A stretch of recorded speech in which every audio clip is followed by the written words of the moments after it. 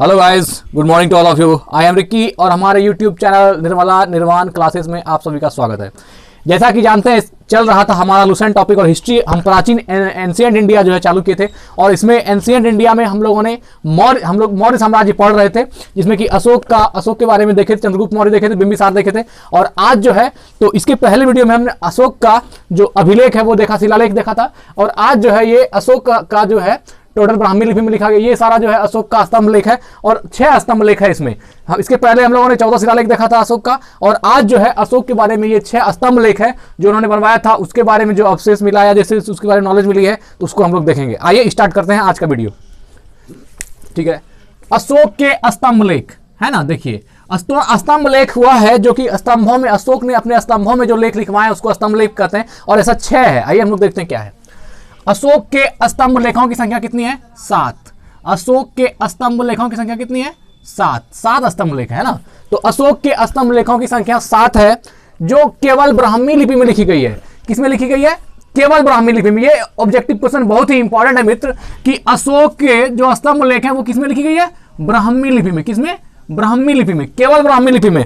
आप देखिए उधर तो जो शिलालेख है वो सब जो है अलग अलग लिपि में भी है, खरोष्ठी में भी है और भी लिपि में है, लेकिन ये जो इसका स्तंभ लेख लिखा गया है ये सिर्फ किसमें है? ब्राह्मी लिपि में है। और ब्राह्मी लिपि का कहां पर प्रयोग किया गया है? आपने पढ़ा है अगले वीडियो में, भारत में है ना। भारत में जो भी मिला है वो सब ब्राह्मी लिपि मिला है।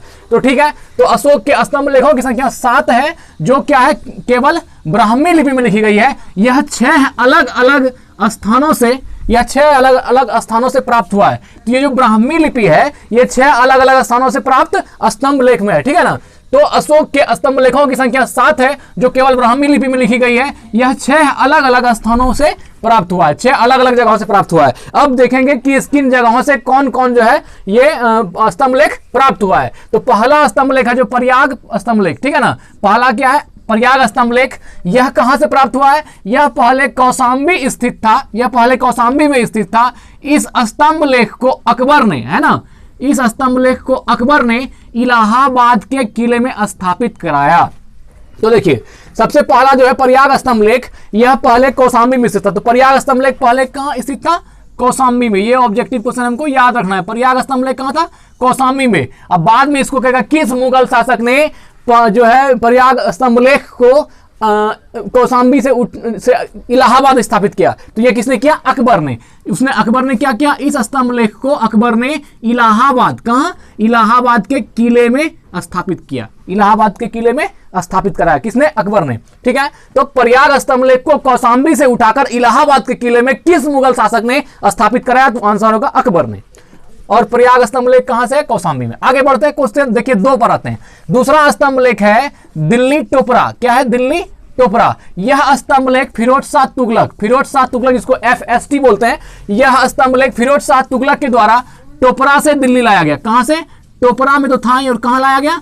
दिल्ली लाया गया। किसके द्वारा? किस शासक के द्वारा? तो फिरोज शाह तुगलक के द्वारा। तो यह भी क्वेश्चन आएगा कि अशोक का स्तंभ लेख जो दिल्ली टोपरा लेख है, यह स्तंभ लेख किस मुगल शासक ने टोपरा से दिल्ली लाया? है ना, टोपरा से दिल्ली लाया। तो किसने लाया? फिरोज शाह तुगलक ने, है ना मित्र। फिरोज शाह तुगलक ने टोपरा से दिल्ली लाया। किसको? दिल्ली टोपरा स्तंभ लेख को। ठीक है। तीसरा देखते हैं। तीसरा है दिल्ली मेरठ, है ना, दिल्ली मेरठ। ठीक है। तो देखिए दिल्ली मेरठ, यह पहले मेरठ में था, जैसा कि आप नाम जान रहे हैं। दिल्ली मेरठ में यह स्तंभ लेख पहले कहां था? मेरठ में था। पहले मेरठ में था स्थित यह स्तंभ लेख फिरोज शाह द्वारा दिल्ली लाया गया। इसको भी फिरोज शाह ने कहां लाया? दिल्ली। फिरोज शाह ने इसको भी कहां लेता है? दिल्ली। ये जो दिल्ली मेरठ है, दिल्ली मेरठ में स्थित यह स्तंभ लेख फिरोज शाह द्वारा दिल्ली लाया गया। ठीक है। ये तीसरा जो स्तंभ लेख है दिल्ली मेरठ, तो ये पहले मेरठ में स्थित था, बाद में फिरोज शाह तुगलक ने क्या किया? इसको दिल्ली लाया। तो ये तीसरा के बारे में बात कर रहे हैं, दिल्ली मेरठ में। ठीक है। अब चौथा देखिए, चौथा है रामपुरवा। क्या है? रामपुरवा। यह स्तंभ लेख, रामपुरवा स्तंभ लेख चंपारण बिहार में स्थापित है ना, चंपारण बिहार में स्थापित है। इसकी खोज 1872 में हुई। कब हुई? 1872 में हुई, है ना। कार्लायल ने की। इसकी खोज किसने की? कार्लायल। ये बड़ा अच्छा ही इंपॉर्टेंट क्वेश्चन है, मोस्ट इंपॉर्टेंट है। तो इसमें क्वेश्चन आपसे क्या आएगा कि रामपुरवा स्तंभ लेख कहां है? तो पश्चिम चंपारण बिहार में, है ना। सॉरी कहाँ है, चंपारण बिहार में। रामपुरवा अभिलेख, रामपुरवा स्तंभ लेख, सॉरी रामपुरवा स्तंभ लेख कहाँ है, तो पश्चिम चंपारण बिहार में स्थापित है। इसकी खोज कब हुई, 1872 में हुई। और रामपुरवा जो है, इसका रामपुरवा स्तंभ लेख जो है, इसका खोज किसने किया, तो ये किया कार्लायल ने। किसने किया, कार्लायल ने। ये देख लीजिएगा यहाँ पर, कार्लायल ने किया, ठीक है।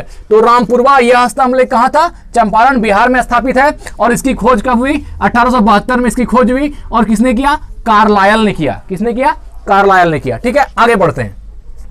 पांचवा है लौरिया अरेराज, है ना, लौरिया अरेराज। ये स्तंभ लेख देखिए, लौरिया अरेराज, ये चंपारण बिहार में है। लौरिया अरेराज स्तंभ लेख कहाँ है, तो ये स्तंभ लेख जो है चंपारण बिहार में है। कहाँ है, चंपारण बिहार में।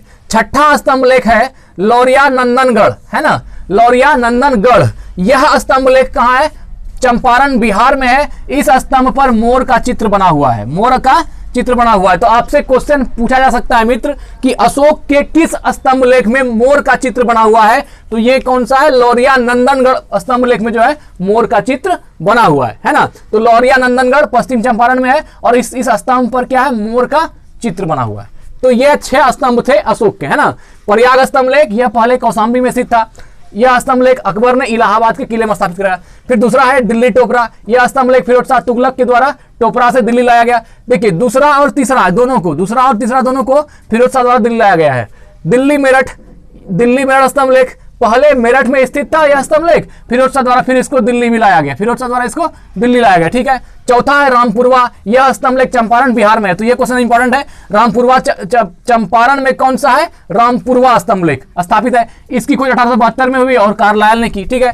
लौरिया अरेराज, ये चंपारण बिहार में है। और लौरिया नंदनगढ़, यह भी चंपारण बिहार में है और ये स्तंभ पर मोर का चित्र बना हुआ है। तो देखिए ये जो दो, तो 5 और 6 है ना, लौरिया अरेराज और लौरिया नंदनगढ़ दोनों चंपारण में है। और ये भी जो रामपुरवा है यह भी चंपारण बिहार में है। तो ये तीनों आपका चंपारण बिहार, 4, 5, 6 है ना, 4, 5 और 6 ये तीनों कहाँ है, चंपारण बिहार में स्थापित है, ये याद रखना है। अब बाकी 2 को है दिल्ली मेरठ, दिल्ली टोपरा और सबसे ऊपर है प्रयाग स्तंभ लेख। अब आगे बढ़ते हैं।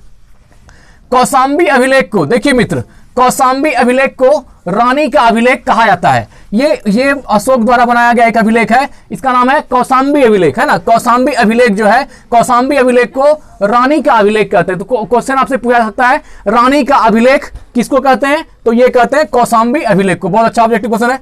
आगे देखते हैं, अशोक का सबसे छोटा स्तंभ लेख कौन है, रुम्मीदेई। ये अच्छा क्वेश्चन है।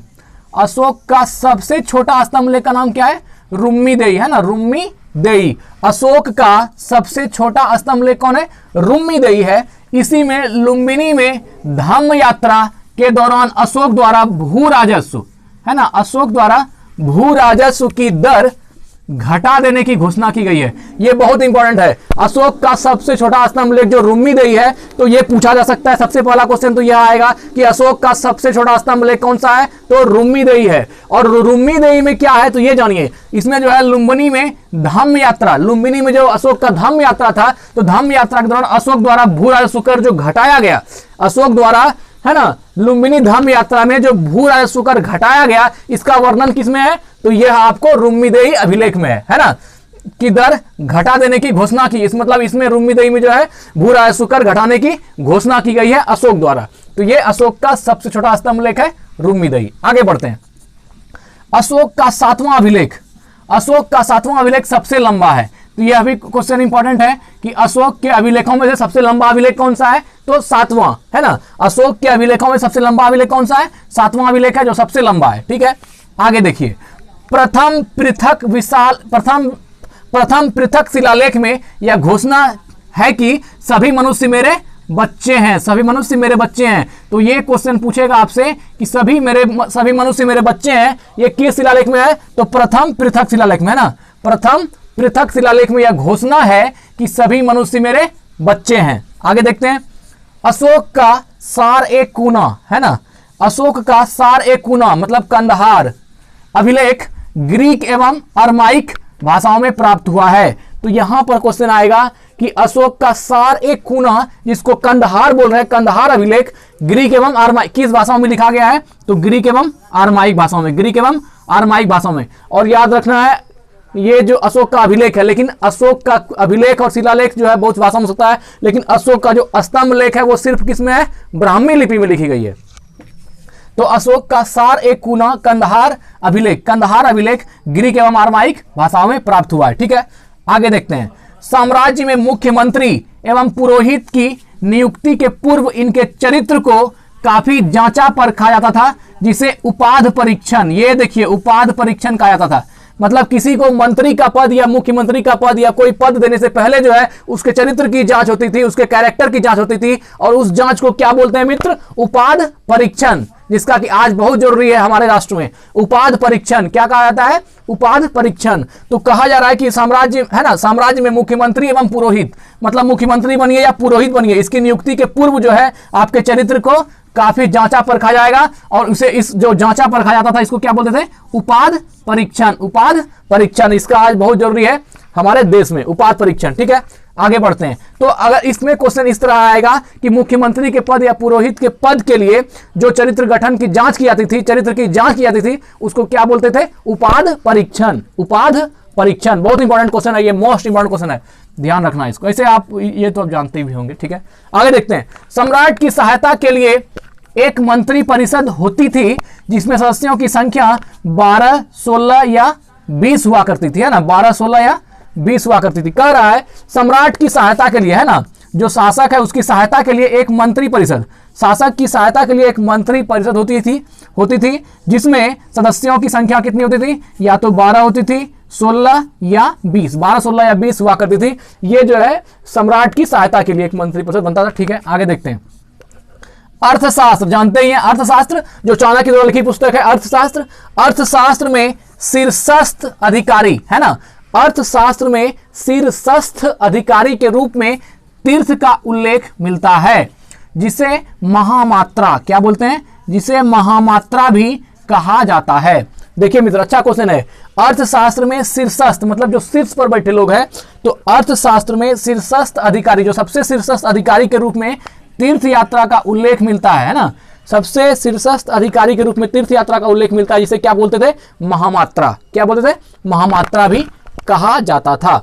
आगे देखते हैं। इन महामात्राओं की संख्या कितनी होती थी, 18। इन महामात्राओं की संख्या कितनी होती थी, 18, है ना। अर्थशास्त्र में जो शीर्षस्थ अधिकारी की बात की गई है ना, जिसके तीर्थ यात्रा में उल्लेख मिलता है, वो उसका नाम क्या होता था, महामात्रा। और महामात्राओं की संख्या कितनी होती थी, 18 होती थी अशोक के समय में। आगे देखिए, अर्थशास्त्र में जासूस को चर कहा गया है। अर्थशास्त्र में जासूस को क्या कहा गया है, चर, क्योंकि जासूस एक जगह स्थिर नहीं रहते थे। आप भी पॉलिनोमियल बहुपद में पढ़े हैं, अलजेब्रा में चर वह होता है जिसका मान हमेशा बदलते रहता है। तो ये जो जासूस लोग होते थे एक जगह नहीं होते थे, इसलिए इनको क्या कहा जाता था, चर कहा गया है। तो याद रखना है, अर्थशास्त्र में जासूस को क्या कहा गया है, चर कहा गया। अर्थशास्त्र में जासूस को क्या कहा गया है, चर कहा गया है। आगे देखते हैं। अशोक के समय मौर्य साम्राज्य में प्रांतों की संख्या 5 थी। बहुत ही इंपॉर्टेंट क्वेश्चन है, बहुत इंपॉर्टेंट क्वेश्चन है। अशोक के समय, अशोक के साम्राज्य में प्रांतों की कुल संख्या कितनी थी, 5। अशोक के समय मौर्य साम्राज्य में, अशोक के समय मौर्य साम्राज्य में प्रांतों की संख्या कितनी थी, 5 थी। सोचिए कितना बड़ा प्रांत होता होगा इसका, अफगानिस्तान, पाकिस्तान, म्यांमार, भूटान, ये सब आ गया है। तो इतना बड़ा क्षेत्र होकर के बाद बस 5 प्रांत था। तो सोचिए कितना बड़ा प्रांत होता होगा। प्रांतों को चक्र कहा जाता था। प्रांत को क्या बोलते थे, चक्र, है ना। प्रांतों को चक्र कहा जाता था, प्रांतों को चक्र कहा जाता था। तो कितना चक्र हो गया अशोक के अनुसार, 5 चक्र अर्थात 5 प्रांत। आगे देखते हैं। प्रांतों के प्रशासक, है ना, प्रांतों के प्रशासक कुमार, प्रांत के जो प्रशासक होते थे उसको कुमार कहते थे, या फिर आर्यपुत्र या राष्ट्रिक, है ना, राष्ट्रिक कहलाते थे। आर्यपुत्र, कुमार और राष्ट्रिक, ये 3 चीज जो है प्रांतों के प्रशासक, जो प्रांत बट गए हैं और प्रांत के जो प्रशासक हैं उसको क्या बोलते थे, आर्यपुत्र बोलते थे, कुमार बोलते थे, या फिर राष्ट्रिक, है ना। प्रशासक, कुमार, आर्यपुत्र या राष्ट्रिक कहलाते थे। कौन, प्रांत के प्रशासक। तो ठीक है मित्र, तो ये था अशोक का स्तंभ लेख और उससे जुड़ी हुई जानकारी। और इसके आगे वीडियो में इसके बाद का टॉपिक जो है इसके अगले वीडियो में मिलेगा। तब तक के लिए आप अपना ख्याल रखें। आपके उज्जवल भविष्य की कामना करता हूं। धन्यवाद।